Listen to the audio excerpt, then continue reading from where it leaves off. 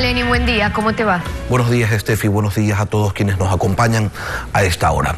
Desde el mes de julio, Odebrecht y algunas entidades del Estado, entre ellas la Procuraduría, el Servicio de Rentas Internas, la Secretaría Anticorrupción, la Superintendencia de Control del Poder del Mercado, analizan la reparación civil que la constructora brasileña debería entregarle al país. Los primeros días de agosto se ofreció que al terminar ese mes tendríamos ya una cifra preliminar. Han pasado 5 meses de aquel primer encuentro que venía siendo pospuesto desde el 2017 y que si no hay resultados no es por culpa de Odebrecht, dijo su director regional Mauricio Cruz López en este espacio. Recordemos sus declaraciones. Bueno, en verdad la empresa no define la agenda, la empresa está dispuesta a seguir adelante lo que quiera el Estado ecuatoriano. Yo estoy aquí presente hoy justamente para poder seguir adelante con ese diálogo y no vamos a imponer la agenda, nosotros estamos siguiendo lo que decida el Estado, ¿no? Desde la capital de la República nos acompaña Íñigo Salvador, Procurador General del Estado. Doctor Salvador, buenos días. ¿Por qué a diciembre no se tienen todavía resultados? Señor Artieda, buenos días. La razón principal es que el tema de la determinación del daño causado por la empresa Odebrecht a través de sus actos de corrupción no es una tarea sencilla. Es una tarea que exige el análisis de todos y cada uno de los contratos firmados por esa empresa, análisis que había emprendido la Contraloría General del Estado. Justamente el día 16 de octubre, el señor Contralor tenía prevista una reunión con el antecesor del señor Cruz, el señor Félix Martins, representante de Odebrecht para América Latina, pero todos conocemos que justamente en los días previos ocurrieron los nefastos hechos del mes de octubre, en donde la Contraloría General del Estado fue incendiada y buena parte de la información general que tiene esa institución se perdió. Desde esa fecha hasta ahora se está recomponiendo, reconstituyendo esa base documental y tan pronto como haya la posibilidad real de contar con esa documentación, retomaremos las conversaciones con la compañía Odebrecht. Doctor Pero Salvador, el tema es que... ¿Y la cifra preliminar que se había anunciado para finales de agosto, esa sí la lograron elaborar o tampoco está lista? No, eso es lo que estoy tratando de decirle, señor Artieda. La única forma de determinar el monto de la indemnización que Odebrecht deba pagar al Estado ecuatoriano y que debe incluir, como he dicho ya, el daño emergente, el lucro cesante en cuanto al daño material, pero también el daño inmaterial, el daño moral causado a la sociedad ecuatoriana por estos actos de corrupción. La única forma de determinarlo es sabiendo exactamente en qué contratos la compañía causó daño al Estado ecuatoriano. Tenemos una cifra aproximada admitida por la compañía Odebrecht de lo que representa coimas. Ellos sostienen que eso asciende a alrededor de $50 millones. Creemos que podría ser más, pero eso solamente es una parte del daño causado. Aparte de eso hay posibles sobreprecios, incumplimientos contractuales, etcétera, etcétera. Eso en cuanto al daño material. Y luego viene el daño moral, que es un poco más difícil de establecer objetivamente, pero que una vez establecido el daño material, será mucho más fácil determinar el otro.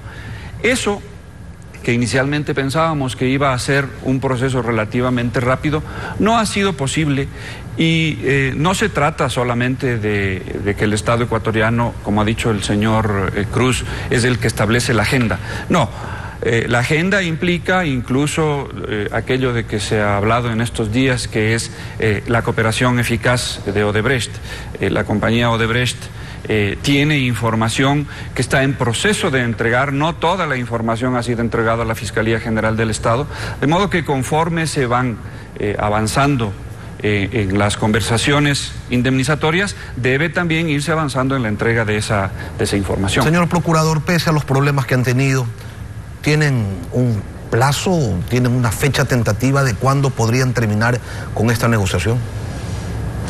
La fecha tentativa que teníamos, que era 31 de diciembre de 2019, se fue al garete con los hechos de octubre, por lo que he explicado.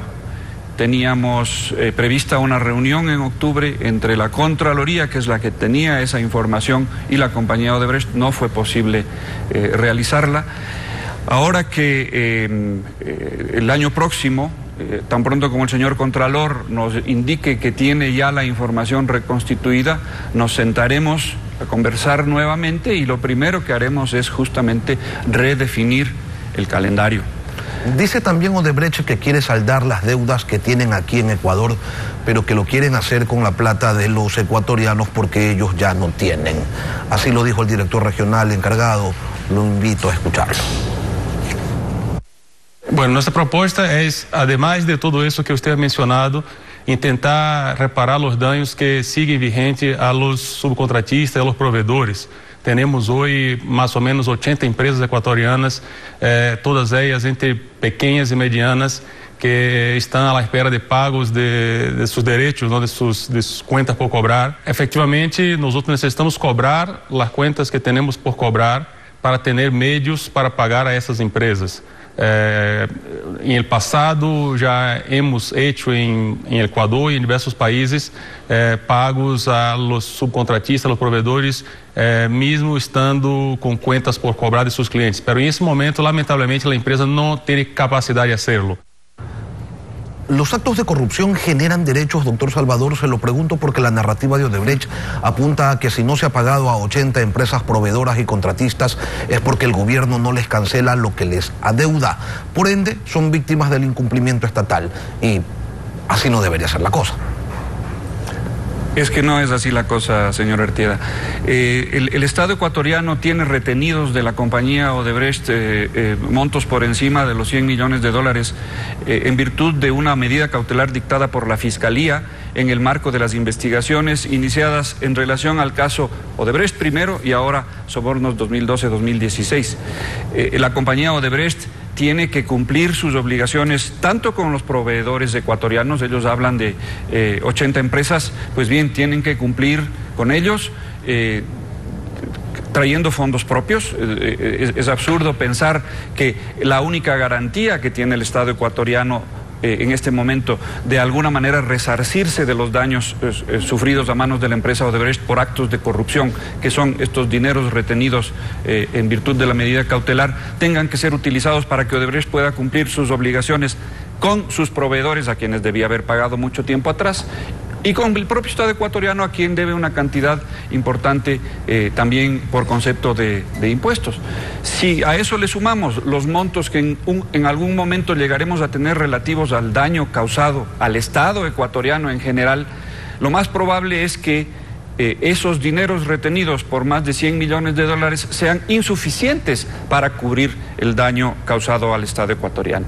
De modo que usted ha dicho bien, pretender que Odebrecht pague a sus acreedores, legítimos acreedores, con dineros que en principio terminarán siendo del Estado ecuatoriano, es un despropósito. No es de eso de lo que se trata. Parecería que ellos nos están haciendo un favor al sentarse a conversar con nosotros sobre una indemnización, cuando en realidad lo que ellos están haciendo es cumplir con su deber de indemnizar a un Estado en el cual realizaron actos de corrupción que corroyeron profundamente las bases administrativas del Estado ecuatoriano y causaron además, ellos mismos lo están admitiendo, daños a proveedores legítimos y acreedores de esa compañía. Sí, no es un asunto de favores, sino de sancionar y de compensar efectivamente por los daños causados. En función de aquello, ¿cuál es la razón, doctor Salvador, por la que José Conceizao Santos, Luis Mameri, Geraldo Pereira de Sousa, exfuncionarios de Odebrecht, que cometieron delitos en el Ecuador, no son procesados aquí en el país? ¿Hay una suerte de despenalización para Odebrecht en el Ecuador? El tema del procesamiento de los funcionarios de Odebrecht es un tema que maneja directamente la Fiscalía General del Estado. Como usted sabe, en los procesos penales, a quien corresponde determinar en la audiencia de formulación de cargos quiénes son procesados y por qué delitos es a la Fiscalía General del Estado. ¿Usted está de acuerdo con eso? A ver, eso es lo que dice la ley, eso es lo que dice la ley. Que yo esté de acuerdo o no con la forma como la Fiscalía ha procedido pasa a segundo plano. De lo que yo entiendo, la Fiscalía lo que está haciendo es honrando un compromiso con la justicia brasileña en el sentido de que mientras los señores de Odebrecht brinden su colaboración a través de este mecanismo de la cooperación eficaz, dando información a la Fiscalía para que procese y eventualmente más adelante la justicia juzgue a las personas procesadas dentro del proceso sobornos, por ejemplo, la Fiscalía se abstendría de procesar a esos funcionarios de Odebrecht. Eso, digo, es lo que a mí me ha referido la señora Fiscal General del Estado, y no tengo por qué dudar de su palabra. Es a ella, como dueña y titular de la acción penal pública, a quien le corresponde determinar a quién procesa y por qué lo hace. Odebrecht, procurador, ha dicho también que no va a acudir a arbitrajes por ninguno de los problemas que tiene todavía con la justicia, por inconvenientes con algunas de las obras que aquí construyeron, pero a los derechos no se renuncia, o a veces sí. Bueno, en el mundo jurídico los derechos son transigibles. Obviamente hay derechos que son intransigibles, pero un derecho básicamente patrimonial, una obligación en dinero, como es la que Odebrecht alega que el Estado ecuatoriano tiene con ellos, es transigible. Y entonces, por lo tanto, Odebrecht está en absoluta libertad de decidir si es que emprende o no emprende acciones contra el Estado ecuatoriano. En el caso concreto de que ellos están hablando, que es el caso del poliducto Pascuales Cuenca, el Estado ecuatoriano sostiene que la compañía Odebrecht realizó la obra sin tomar en cuenta los estudios de suelo y que eso es lo que está determinando que las esferas contenedoras de gas estén cediendo porque el suelo arenoso filtra agua y por lo tanto es insuficientemente sólido como para contener esas esferas. Eso está sujeto a la justicia ordinaria ecuatoriana, por lo tanto la justicia ecuatoriana será la que determine si es que Odebrecht debe indemnizar por eso también al Estado ecuatoriano. De ahí que Odebrecht más tarde o más temprano decida iniciar arbitrajes internacionales o cualquier otro tipo de acción contra el Estado ecuatoriano, es una prerrogativa que ellos tienen. Si ellos lo hacen, el Estado ecuatoriano se defenderá, obviamente. Íñigo Salvador, Procurador General del Estado, gracias por venir a Contacto Directo. Muchísimas gracias, señor Martínez.